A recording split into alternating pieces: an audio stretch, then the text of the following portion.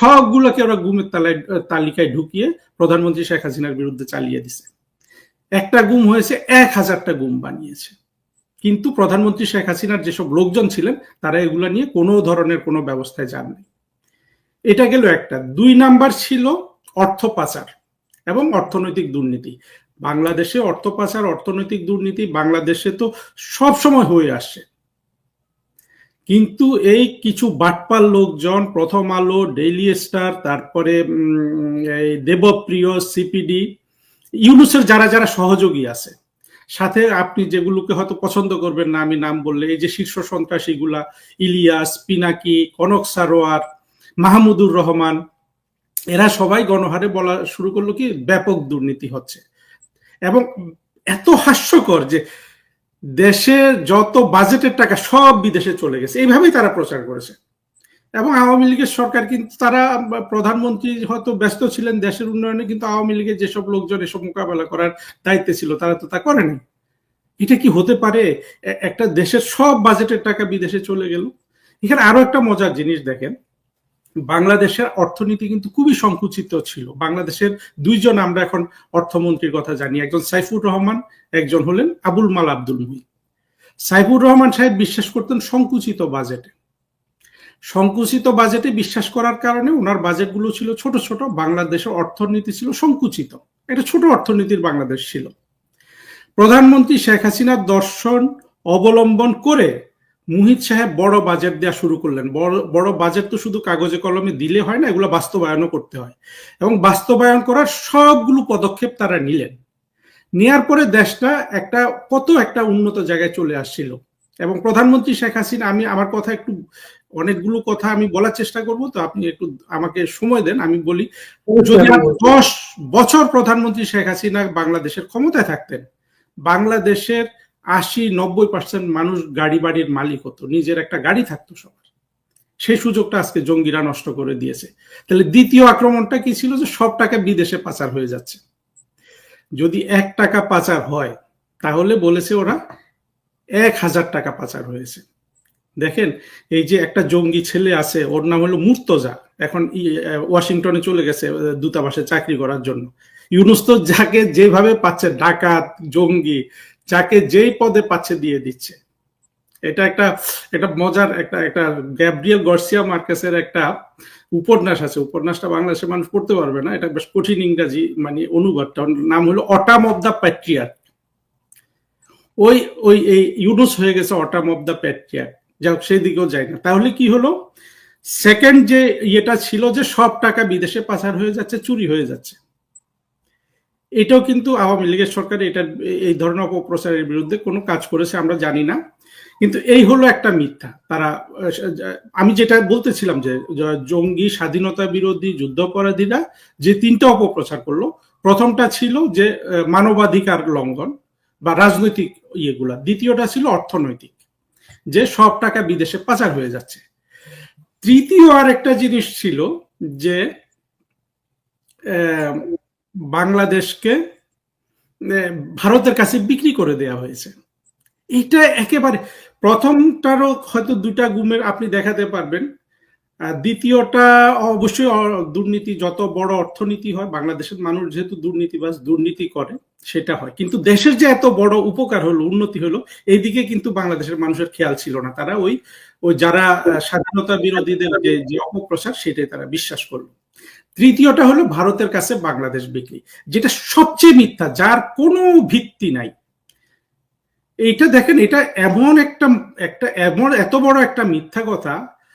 গত 9 মাস ইউনুস ক্ষমতায়, সে কিন্তু যাই প্রমাণ করে, সেখানে আমরা দেখি যে প্রধানমন্ত্রী শেখ হাসিনা বাংলাদেশকে ভারতের কাছে তো বিক্রি করেই নাই, উপরন্তু জঙ্গিরা যা প্রচার করে, মৌলবাদীরা, যে আপনার দেশের মধ্য দিয়ে যদি তার দেশের মালামাল পরিবহন করা হয়, তাহলে সেই দেশটা বিক্রি হয়ে গেল। অর্থাৎ বাংলাদেশের, দেখেন, বাংলাদেশের মধ্য থেকে যদি ভারতের পশ্চিম বাংলা থেকে ত্রিপুরায় কোনো মালপত্র যায়, এটাকে তারা বলতেছে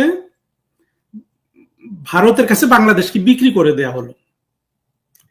এখন যদি ভারতের কোনো মালপত্র পশ্চিমবঙ্গ থেকে যদি চীনে যায়, তাহলে এটা তারা কি বলবে? 2বার বাংলাদেশকে বিক্রি করে দিয়েছে। এর কোনো প্রমাণ কিন্তু জঙ্গিরা দেখাতে পারেনি। উল্টা প্রমাণটা আমরা কি পেলাম, যখন ইউনূসের সরকার এটা সেটা করছে, তারা ট্রান্সশিপমেন্টটা বন্ধ করে দিল ভারত। অর্থাৎ বাংলাদেশের মালপত্র ভারতের উপর দিয়ে তৃতীয় দেশে যাচ্ছে। তাহলে বাংলাদেশের মানুষ আজকে কি প্রমাণ পেল, যে প্রধানমন্ত্রী শেখ হাসিনা তো বাংলাদেশকে ভারতের কাছে বিক্রি করেইনি, উল্টা ভারতের প্রধানমন্ত্রী নরেন্দ্র মোদী ভারতকে বাংলাদেশের কাছে বিক্রি করে দিয়েছে। সে বিক্রি করা সে বন্ধ করেছে।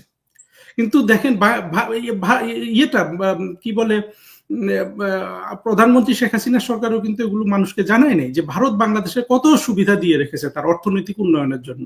ভারতের স্বার্থেই তো ভারত চাচ্ছিল যে বাংলাদেশের একটু অর্থনৈতিক উন্নয়ন হোক। কারণ হলো পাশাপাশি দেশ দুটো উন্নত হলে আমাদের দক্ষিণ এশিয়ার মানুষের অনেক কিছু চেঞ্জ হয়ে যেত, যেহেতু ভারতের উল্টা দিকে একটা সন্ত্রাসবাদী রাষ্ট্র বিরাজমান। আমি পয়েন্টগুলো বলি, দেখেন এই একটা জিনিস পুরোপুরি মিথ্যা। শুধু বাংলাদেশের মানুষ যেহেতু বঙ্গবন্ধুর হত্যাকাণ্ডের পর থেকে অনবরত তাদেরকে মৌলবাদী শিক্ষায় শিক্ষিত করা হয়েছে, তাদেরকে সাম্প্রদায়িক বানানো হয়েছে, তারা এই মিথ্যাটাকে না জেনে না বুঝে কোনো রকম প্রমাণ ছাড়া বিশ্বাস করে বসলো কি শেখ হাসিনা বাংলাদেশকে ভারতের কাছে বিক্রি করে দিয়েছে। প্রধানমন্ত্রী শেখ হাসিনার ওই কথাটা আমি নিজেও শুনেছি, উনি বলেছেন যে ভারতকে আমি যা দিয়েছি সেটা ভারত মনে রাখবে। উনি এটা ওনার মতো করে বলেছেন। উনি কি দিয়েছেন ভারতকে? উনি দিয়েছেন এই ভারতের যে 7 সিস্টার্স আছে সেগুলোর যেসব বিচ্ছিন্নতাবাদী লোকজন সন্ত্রাসীরা আছে তারা যেন বাংলাদেশের মাটি ব্যবহার না করতে পারে, এই ধরনের একটা সুযোগ উনি দিয়েছেন। আচ্ছা, এটা তো সেই দেশের প্রাপ্য, যে কোনো স্বাধীন দেশের প্রাপ্য তার প্রতিবেশীর কাছ থেকে যে আপনি ওই প্রতিবেশীর ভূমি আপনার দেশের যারা বিচ্ছিন্নতাবাদী আছে তাদেরকে ব্যবহার করতে দিবেন না। ভারত কিন্তু বাংলাদেশকে এই সুযোগ 96-এ দিয়েছে প্রধানমন্ত্রী শেখ হাসিনার সময়, যার জন্য উনি পার্বত্য চট্টগ্রাম শান্তি চুক্তি করতে পারেন।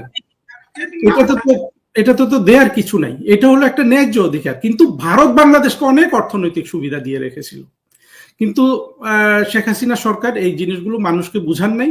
আর এইদিকে জঙ্গিরা একেবারে খালি রাস্তায় বলে গেছে আমাদের স্বাধীনতা সার্বভৌমত্ব বিক্রি করে দেওয়া হয়েছে।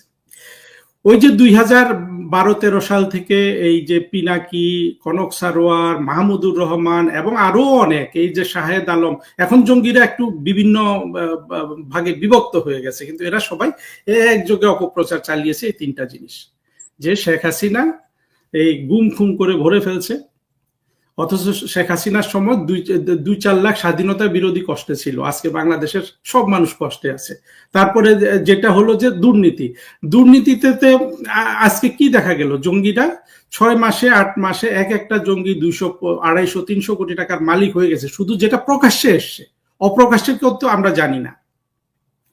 আর আওয়ামী লীগের যদি কোনো লোক দুর্নীতি করেও থাকে, জামাতে, বিএনপি বলুন, ইভেন জাতীয় পার্টি, এরা তো এক একজন রাস্তায় 40 বছর পরিশ্রম করার পরে দুর্নীতি করছে।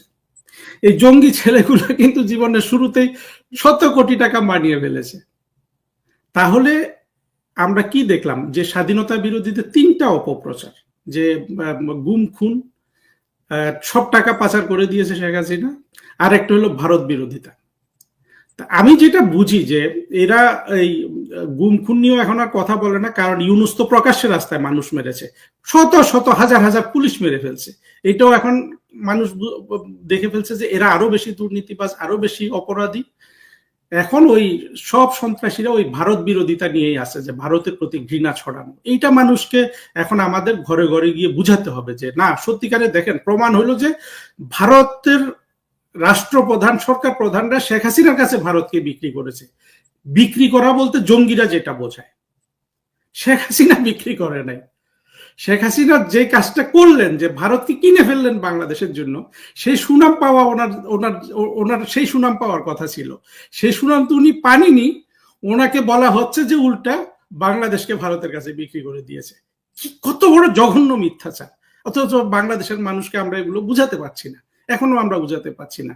আওয়ামী লীগের নেতারা কথা বলেন মিনমেন করে, আমার একদম পছন্দ হয় না। তারা কেউ বলিষ্ঠ কণ্ঠে বলেন না যে প্রধানমন্ত্রী শেখ হাসিনা ভারতকে কিনেছে। তোরা যা বলিস যে দেশ বিক্রি, সেই অনুযায়ী তো প্রমাণ দেখ যে ভারতকে শেখ হাসিনা কিনেছে, ভারতের কাছে বাংলাদেশকে বিক্রি করেনি। যা হোক, প্রসঙ্গে আবার ফিরে আসি। তাহলে এই 3টা অপপ্রচার দিয়ে বাংলাদেশের মানুষের মগজ ধোলাই করে ফেললো। এই তিনটা পয়েন্টে অপপ্রচার করে।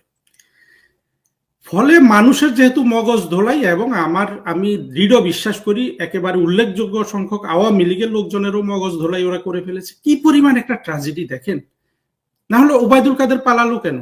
তার ভিতরেও কিন্তু ওই ওই ওই ওই স্বাধীনতা বিরোধীরা যেই অপপ্রচারটা দিয়েছে তার মধ্যেও কিন্তু অপরাধ বোধ ঢুকিয়ে দিয়েছে। কি একটা দেশের জন্য কি পরিমাণ ট্র্যাজেডি বিষয়টা।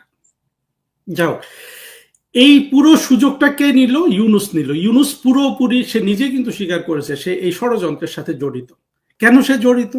সে যে বাংলাদেশের গরিব মানুষদের চষছে যে একেবারে গ্রামীণ ব্যাংকের মাধ্যমে, এবং সে যে অত্যন্ত নিকৃষ্ট মানের একটা খারাপ লোক, এটা প্রধানমন্ত্রী শেখ হাসিনা জানতেন বিধায় এখন সে সুযোগটা নিয়েছে, জঙ্গিদের সাথে সে হাত মিলিয়েছে।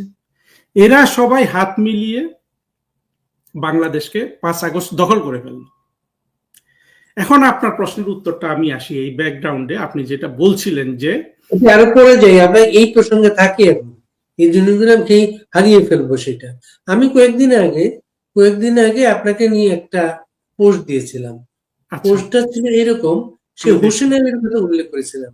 হোসেন আলী 71-এ একজন হোসেন আলী প্রথম বিদ্রোহ করেছিলেন পাকিস্তান সরকারের বিরুদ্ধে। জি আমি জানি। বহুদিন পরে বাংলাদেশে একটা বিদ্রোহের ঘটনা ঘটলো আপনার মাধ্যমে। আমি পোস্টটা দেওয়ার পরে কোন একটা দূতাবাসে কূটনৈতিক দায়িত্বে ছিলেন কোন একজন মানুষ আমার সাথে যোগাযোগ করে বললেন, উনি এত দেরিতে প্রতিবাদটা করলেন কেন? ওনাকে ঢাকায় ফেরত চেয়েছে এর জন্য, না আগে করতে পারতেন? এটা কি বলবেন আপনি?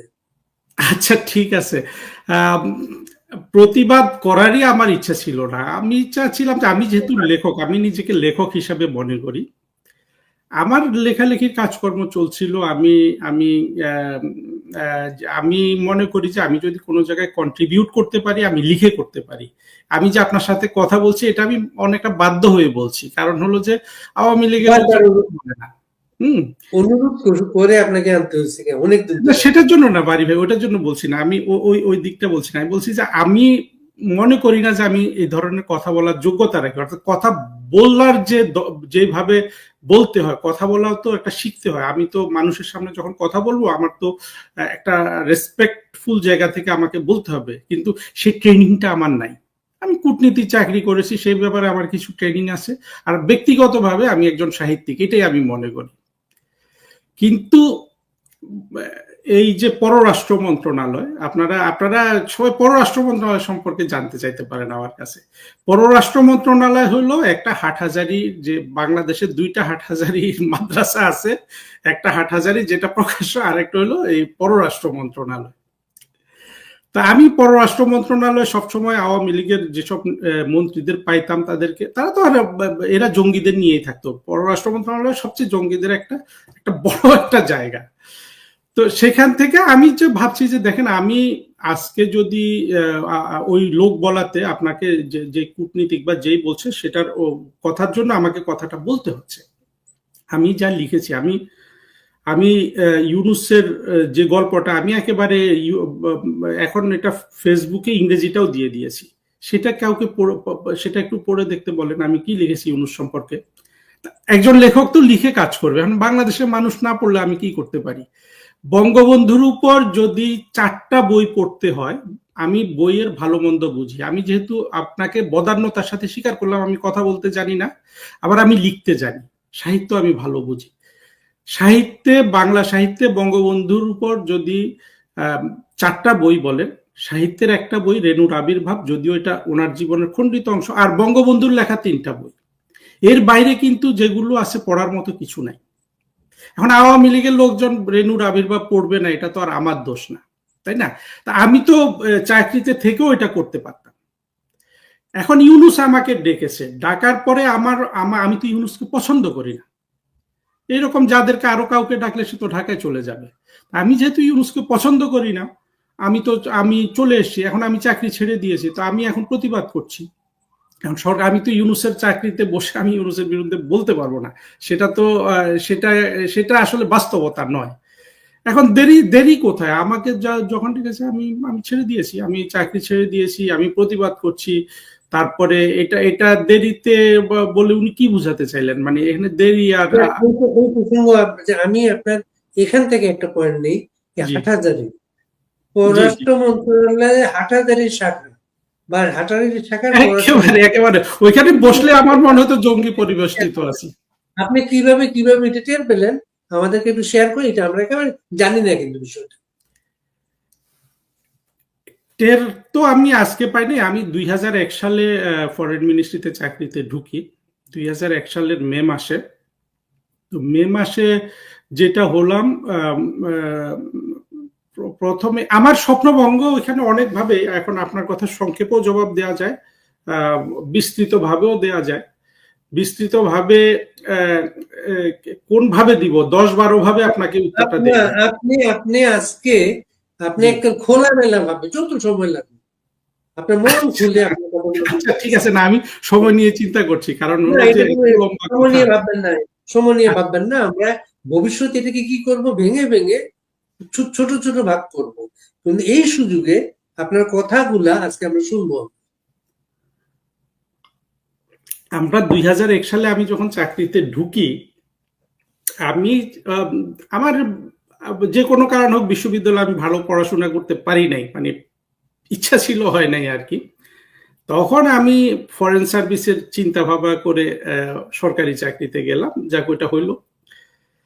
তো যেহেতু আমি ফরেন সার্ভিস করব, আমার একটা আশা ছিল যে নিজেকে তৈরি করি। আমি 2-3 বছর অনেক বইপত্র পড়লাম, আন্তর্জাতিক সম্পর্ক, অর্থনীতি ইত্যাদি ইত্যাদি। তখন ফরেন মিনিস্ট্রিতে গিয়ে যখন ট্রেনিং এ ঢুকলাম, ট্রেনিং এ যে সব গাদা গর্দব এরা ট্রেনিং নিতেছে, ফরেন মিনিস্ট্রি অফিসাররা ট্রেনিং নিতেছে, দিচ্ছে আর কি। আমি দেখলাম যে এরা তো কিছুই পড়াশোনা করে না। প্রথম মোহভঙ্গ হলো আমার ওই জায়গায়, যে একেবারে চাকরিতে ঢুকেই কিছু কিছু লোক আছে সুন্দরভাবে কথা বলতে পারে, যে বিভিন্ন জায়গায় যায়, আর অনেকে সুন্দরভাবে কথা বলা তো অবশ্যই কূটনীতির একটা বড় ধরনের ইয়ে। এই গুণটা ছাড়া আমি কোনো শিক্ষিত লোক পেলাম না, খুবই হাতে গোনা। এই একজনকে পাওয়া যায় কিছুটা ইয়ে, এই যে হুমায়ুন কবির আছে না একজন, ওই যে এখন একটা প্রতিষ্ঠানের সাথে আছে, সবসময় আপনার ফরেন মিনিস্ট্রি একটা লোককে দেখবেন টক শো করে, অ্যাম্বাসেডর হুমায়ুন কবির। জি জি জি। সবেদন ওই লোকটা সিনিয়র অফিসারদের মধ্যে, সে কিছুটা মোটামুটি দিন দুনিয়া সম্পর্কে জানে। কিন্তু জেনে কি হলো, আজকে হুমায়ুন কবির কত মিথ্যা কথা বলতেছে, তাই না, টক শোতে। সে কিভাবে এই জঙ্গিদেরকে সে ডিফেন্ড করতেছে, সে নিজে তো জঙ্গি না। তো যাই হোক, অসৎ লোক হয়ে গেছে। কিন্তু এই একটা লোক দেখলাম, আর আমি আর একজনের নামও বলতে পারবো না যে এরা শিক্ষিত লোক। আপনি দেখবেন ইভেন পাকিস্তানেও যদি আপনি যান, আপনি অন্তত 50-60 জন রিটায়ার্ড অ্যাম্বাসেডর পাবেন, যারা পৃথিবী নিয়ে কথা বলতে পারে, জীবন নিয়ে কথা বলতে পারে ওদের মতো করে। আপনি হুমায়ুন কবির ছাড়া বাংলাদেশের কোনো রাষ্ট্রদূতকে দেখেন? যারা বাংলাদেশে অন্তত 100 রাষ্ট্রদূত সবসময় জীবিত থাকে অবসর গ্রহণের পর। কারো কোনো বই দেখেন? বই লিখে অনেকে, সে বই কেউ পড়ে? কেউ কথা বলতে পারে? অর্থাৎ বাংলাদেশের পররাষ্ট্র মন্ত্রণালয়ের লোকজন নিজেদেরকে তৈরি করে না। আমি এটা দেখে আমার একটা মোহভঙ্গ হলো। আমি ইন্টারন্যাশনাল রিলেশনসের সব বই পড়ে ফেলছি, একেবারে ঢাকা বিশ্ববিদ্যালয়ের অনার্স থেকে মাস্টার্স পর্যন্ত সব বই পড়ে আমি ফরেন সার্ভিসে ঢুকলাম। গিয়ে দেখি যারা আমাদের কাছে ট্রেনিং দিচ্ছে এরা সব, আমার একদম মোহভঙ্গ হয়ে গেল যে আমি আসলাম যে বিশ্ববিদ্যালয়ে পড়াশোনা করতে পারলাম না।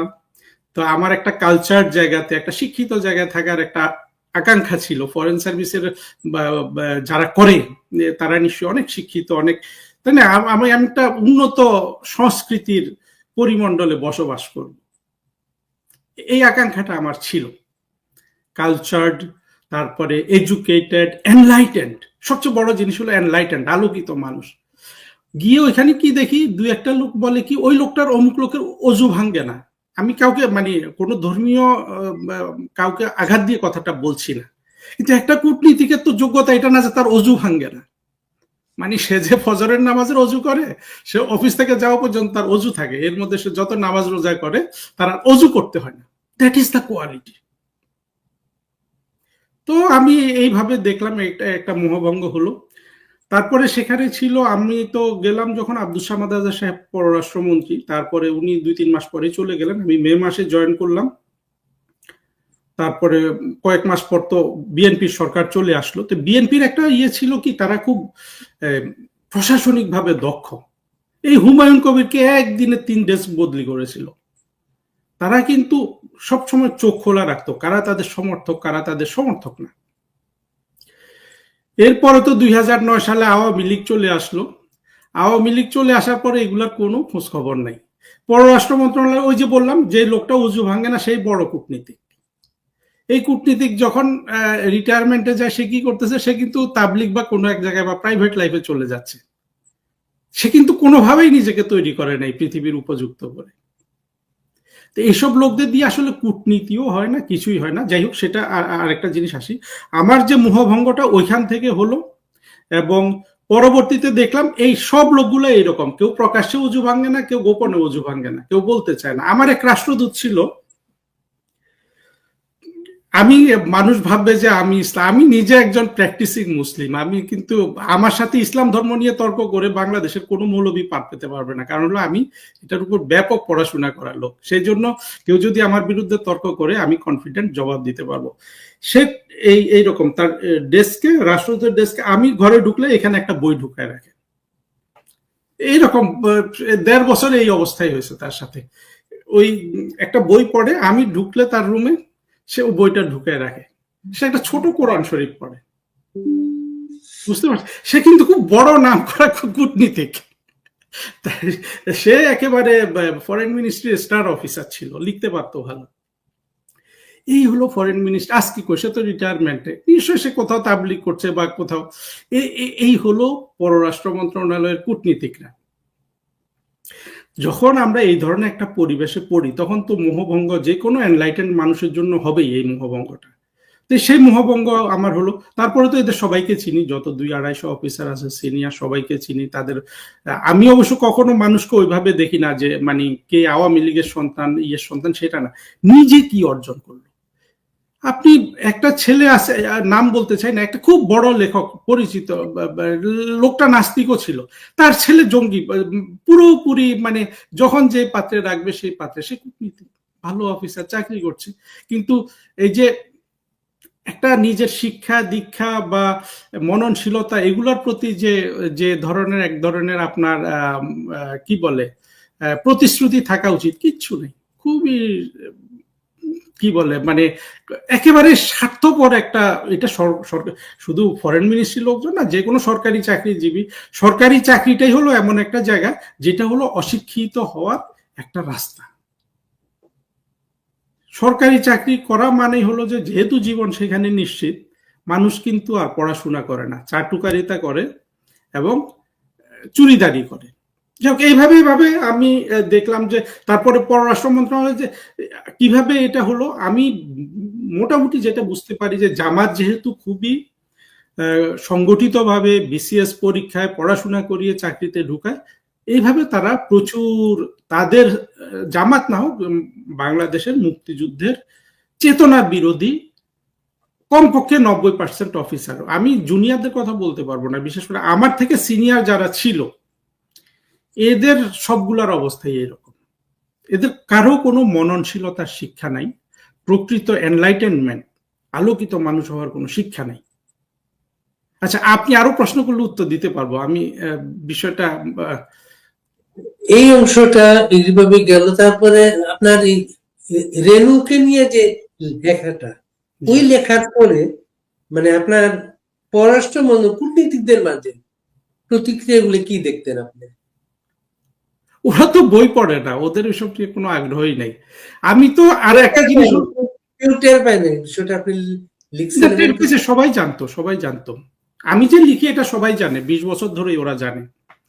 কিন্তু ওরা যেহেতু জিনিসটা জানলেও কেউ অ্যাপ্রিসিয়েট করবে না, কারণ হলো কি, অ্যাপ্রিসিয়েট করতে গেলেও কিন্তু বিপদ। এই চাকরিটাই হলো প্রতিযোগিতার, আপনি একটা কিছু পারেন সেটা কেউ স্বীকার করবে না। খুব গুরুত্বপূর্ণ একটা জায়গায় পয়েন্ট আউট করেছেন, কি জানেন? মনে করেন কূটনীতিকরা তো সারা পৃথিবীতে বাংলাদেশটাকে প্রতিনিধিত্ব করে, রাষ্ট্র সম্পর্কগুলা।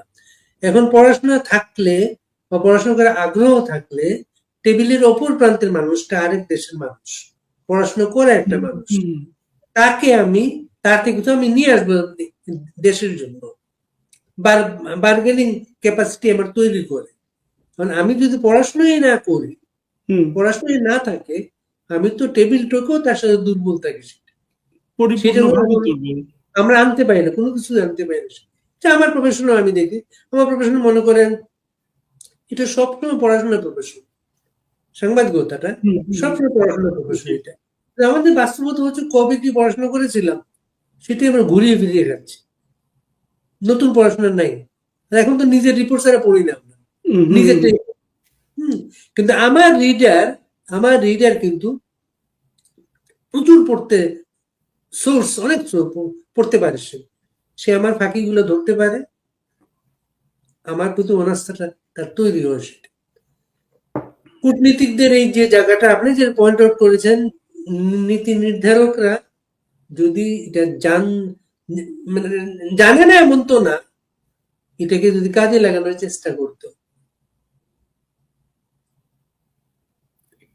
আমি বলতে পারি কেন করে না, সেই জায়গাটা একটু বলতে পারি আর কি। বলেন। সেটা হলো লিডারশিপের অভাব।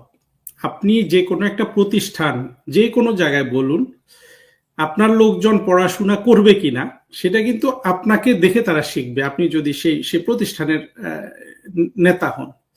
আমরা যেমন যাদেরকে পররাষ্ট্রমন্ত্রী হিসাবে পেয়েছি, মোমেন সাহেব কিছু পড়াশোনা করতেন, বাকিদের কথা আমি বলতে পারবো না, যাক মন্ত্রীদের কাছে না আসি, সচিব টচিব এরা দেখছে যে শুধু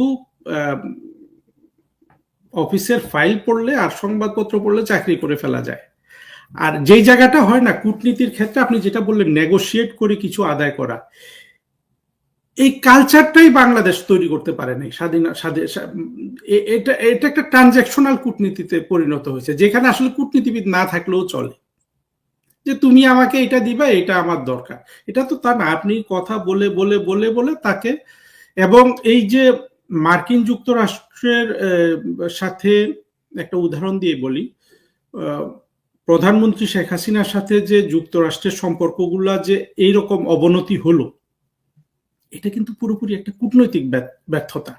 আপনি আজকে ইউনুস দেখেন করিডোর দিয়েও পার পাচ্ছে না, অথচ শেখ হাসিনার নেতৃত্বে উনি যদি সেই কূটনৈতিক সুযোগ সৃষ্টি করতেন বা করা যেত বা এগুলো না দিয়েও কিন্তু করা যায়।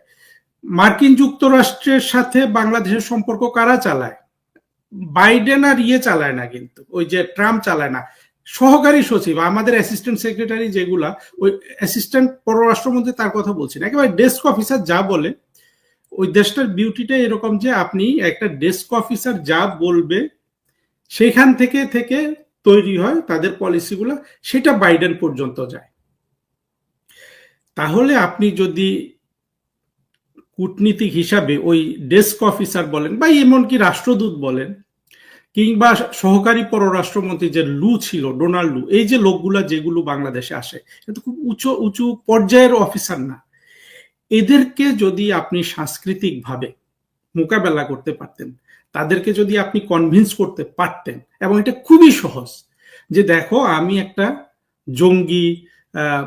জঙ্গিদের দ্বারা একেবারে হুমকির মুখে আমার একটা রাষ্ট্র, আমি তোমার সাথে আমার বোঝাপড়ার আগে আগে আমার এই যে জঙ্গির বিপদ সেটাকেও আমাকে মোকাবেলা করতে হবে, আমার পাশে ভারত আছে, চীন আছে, সবগুলা দিক মোকাবেলা করে আমি তোমার সাথে বন্ধুত্ব করব।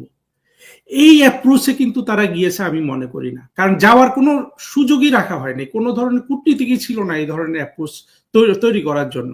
আপনি তো প্রথমে একটা মানুষের রেসপেক্টটা আদায় করবেন, কূটনীতি করতে গেলে আপনি রাষ্ট্রদূতের রেসপেক্ট আদায় করবেন, আপনি আমেরিকান যেসব ডেস্ক অফিসার আছে, ডোনাল্ড লু আছে, তাদের রেসপেক্ট আদায় করবেন। সেটা করার জন্য যে ধরনের কূটনৈতিক শিক্ষা, যে ধরনের মননশীলতার শিক্ষা, যে ধরনের আলোকিত মানুষ হওয়ার শিক্ষা, সেটা কিন্তু কিছুই ছিল না। ফলে আমি যেটা বুঝি, এটা মন্ত্রীর মধ্যেও ছিল না, সচিবের মধ্যেও ছিল না, নিচের লোকগুলোর মধ্যে তো ছিলই না। ফলে জিনিসটা হয়তো অর্থনৈতিক কূটনীতির কথা বলতেন শেখ হাসিনা। অর্থনৈতিক কূটনীতি আমাদের কি? আমাদেরকে বিদেশে আমরা কামলা দেই, আরো বেশি কামলা যাতে দিতে পারি, আরো বেশি লোক যাতে যায় আমার, প্লাস হচ্ছে আমার প্রোডাক্ট মার্কেটিংটা। এর বাইরে তো আমার সাথে অর্থনৈতিক কূটনীতির কোনো বড় কোনো গোল নেই আমার। সেই কাজটাই আমাদের নেগোসিয়েশন উদ্যোগের অভাবে। আর আরেকটা আপনি হয়তো আরো ভেতর থেকে দেখছেন, কিছু প্রাইজ পোস্টিং আছে, পলিটিক্যাল প্রাইজ পোস্টিং, যেমন মনে করেন প্রেস মিনিস্টারটা, মানে প্রেস দূতাবাস যারা যান, ওদেরকে তো পাঠানো মূল কারণটা, আকাঙ্ক্ষাটা হচ্ছে উনি সেই দেশে বসে সেই দেশের সাংবাদিকদের সাথে, সেই দেশের মিডিয়ার সাথে একটা যোগসূত্র তৈরি করবেন, বাংলাদেশটাকে উপস্থাপন করার জন্য, সেল করার জন্য। কিন্তু এমন সব লোকজনকে দেওয়া হচ্ছে প্রাইজ পোস্টিং এর জন্য, তিনি লিখতে বলতে অক্ষম। তাদের ওই কূটনীতিকরাও জানেন